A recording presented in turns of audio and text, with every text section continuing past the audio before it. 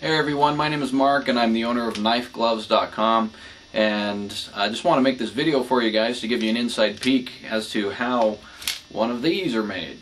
It's Freddy gloves that I offer. There's a lot of, I don't know if there's a lot, but there's several other websites out there that do make handcrafted metal Freddy gloves. They're all made out of metal and leather, but I thought I'd make this quick video just to give you an inside peek as to how these things are made. So hope you enjoy it. Not sure how long it'll take, but at least you can get an inside peek as to how they're done, and so you can appreciate the work that goes into them. So hope you enjoy it. Thanks for watching. Okay, the first thing that I do is these are all of my parts that have already been cut. I have them all professionally cut with a water jet machine. If you've been to my website, I've got a section that shows how the gloves are built, just in still photos. But these are all the parts after they've been prepped and they've been cleaned. The burrs have been scraped off of the edges. I use a wire wheel on my bench grinder to clean them up a bit.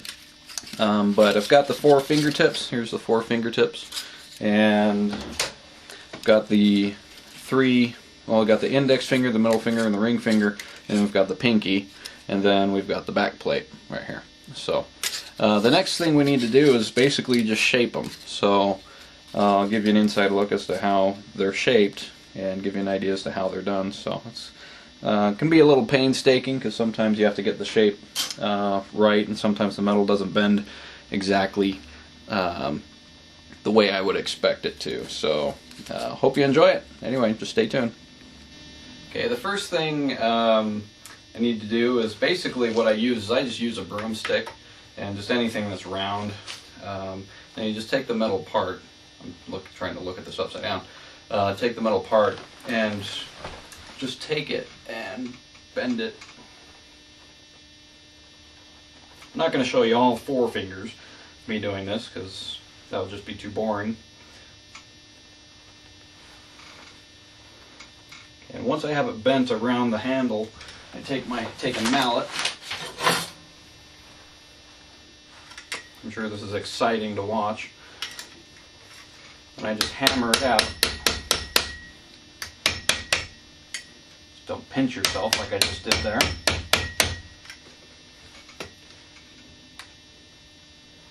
The person that I'm making this glove for has requested that the fingers be slightly wider than most typical gloves. So I'm using a larger broomstick. Doesn't have to be a broomstick, it can be anything else. I'm not too worried about you guys seeing this, because probably the hardest part about making a glove is getting all the pieces cut, which can be pretty expensive or really difficult to get if you don't have all the materials. So, but that's just kind of an idea to, I don't know if you can see that, have one of the fingers bent. Okay, that attaches to the back plate. I'm going to do this with all 4 of the fingers, and then we'll continue on with the fingertips next. Okay, I've got all 4 of the fingers made now. We've got the pinky one right here, then 3 of these. So all 3 of them have been bent into a shape that I'm happy with. So now once those are done, what I do is move on to the fingertips, which are these little things.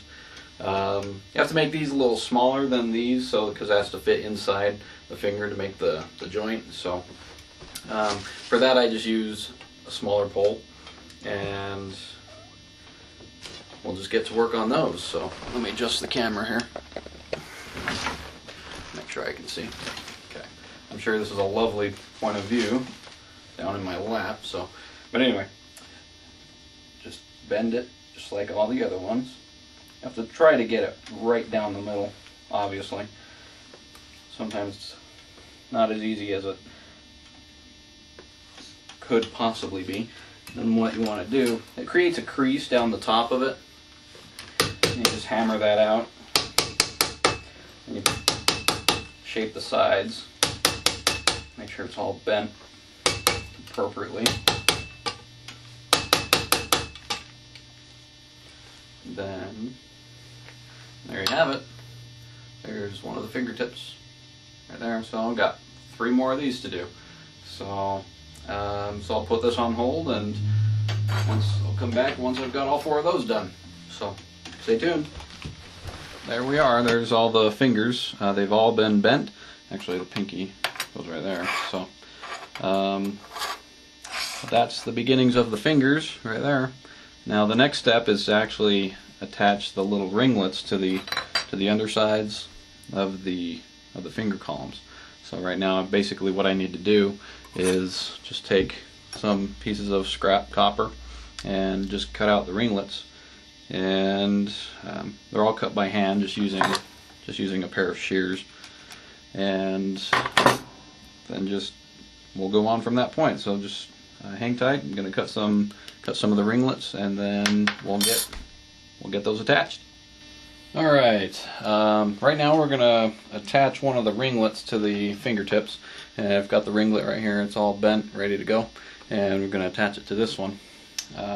So basically, what I do is I look at the fingertip and find out where I'm going to put the ringlet, and typically I put them all in the same spot. So what I need to do is get some flux. Flux is used for soldering. It's just like a white paste.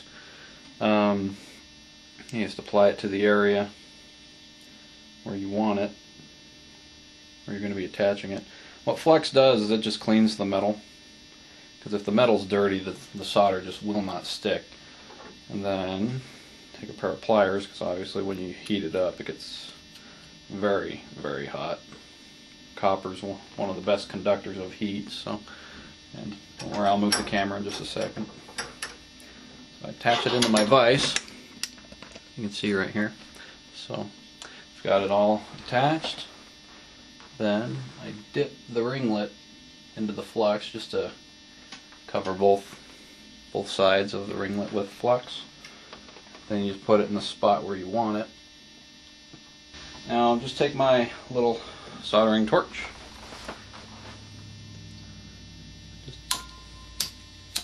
Okay, get it lit. You get some solder wire.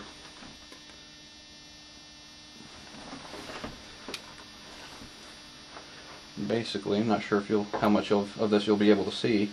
But you just heat up the metal. The flux is going to melt away. Just wait for that to happen. What I've noticed is when the metal gets hot enough, my flame will turn I'll see some green show up in the metal. About right now. Yep, there it goes. Okay. Okay. Got one down. So pretty much that's it. That's how you attach a ringlet to one of the fingertips. So I'm going to just set that aside and let it cool off. And we go and do all 4 fingers. So I'm not going to bore you with that. I'm sure that first one was rather boring enough to watch, but at least you can see what, at least how I do it. Maybe some other glove builders do it differently, but at least you can see how the gloves that I offer are made. So anyway, I'm going to put this on hold while I get the rest of them. I'm going to do all 4 fingers in both spots, because there's pretty much nothing else that I need to explain to you. So anyway, just continue watching.